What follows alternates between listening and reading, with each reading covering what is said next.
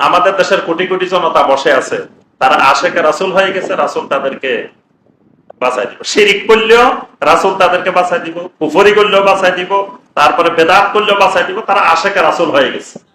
অথচ আল্লাহ রাব্বুল আলামিন কোরআনে কারিমে স্পষ্ট করে বলছেন, শিরিক যারা করবে তাদের জন্য কোনো শাফাআত প্রযোজ্য হবে না।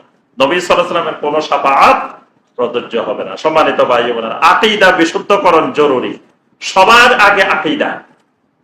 এজন্য আমার আপনার আকীদাকে অবশ্যই বিশুদ্ধ করতে হবে এবং সবসময় দাওয়াত দিবেন আকীদা, আমলের দাওয়াত দরকার নেই।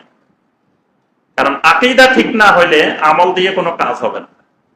এজন্য আল্লাহ রাব্বুল আলামিন সূরা আল ফাতিহার মধ্যে আগে 3 প্রকারের তাওহীদের কথা বলছেন, তারপরে গিয়ে বলছেন ইহদিনাস সিরাতাল মুস্তাকিম। সিরাতাল মুস্তাকিমের হেদায়েত চাইতে বলছেন, আগে তাওহীদ ঠিক করি তারপরে হেদায়েত। তাওহীদ নাই, হেদায়েত নাই। তাওহীদ আছে, হেদায়েত আছে। হেদায়েতটা পুরোপুরি তাওহীদের উপরে নির্ভরশীল। এখনো আমি আপনি তাওহীদে বুঝি নেই। আমি যদি এখন তাওহীদের পরীক্ষা নেওয়া শুরু করি, এখানে দেখবেন যে কয়েকজন ছাড়া সবাই ফেল করবেন। তাওহীদ বুঝতে হবে আগে। তাওহীদটা গুরুত্বপূর্ণ জিনিস, আমার আপনার জীবনের সবচাইতে গুরুত্বপূর্ণ তাওহীদ। তাহলে প্রথম কথা হলো আমাদেরকে আকীদা বিশুদ্ধকরণ জরুরি।